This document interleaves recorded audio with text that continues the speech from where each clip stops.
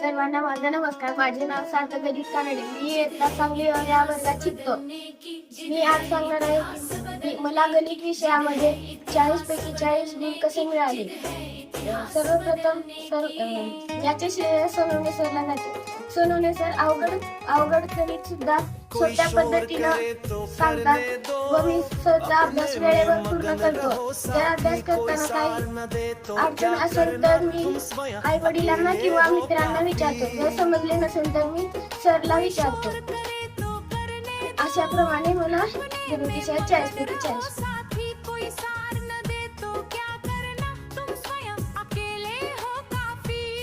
हर कदम बढ़ाते जाना है, मुश्किल आसान बनाना है. हर कदम बढ़ाते जाना है, मुश्किल आसान बनाना है. अब बारी है फूलों सुन लो का